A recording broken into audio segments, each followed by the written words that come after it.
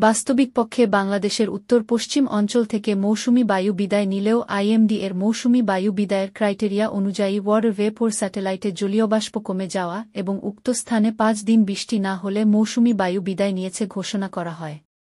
যেহেতু উত্তর-পশ্চিম অঞ্চলে ৯ তারিখের পর বৃষ্টি বিরতি শুরু হয়, তাই উক্ত ক্রাইটেরিয়া অনুযায়ী অফিসিয়ালি আগামীকাল বা পরশুদিন এখানে মৌসুমি বায়ু বিদায় ঘোষণা হবে আশা করা যায়। এবং এই হিসেবে ১/৭/১/৮ তারিখে অফিসিয়ালি সারা দেশ থেকে মৌসুমি বায়ু বিদায় নিয়েছে তা ঘোষণা করা হতে পারে। তবে বাস্তবিক পক্ষে আগামী ১/৪ তারিখের মধ্যেই দেশের ৭০ থেকে ৮০% এলাকায় মৌসুমি বায়ুর বিদায় এবং ১/৫/১/৬ তারিখের মধ্যেই সারা দেশ থেকে বিদায় নিতে পারে। তাই বৃষ্টিপাত বন্ধ হলেও অফিসিয়ালি মৌসুমি বায়ুর বিদায় ঘোষণা দেরিতে হওয়া নিয়ে বিভ্রান্ত হওয়ার কিছু নেই।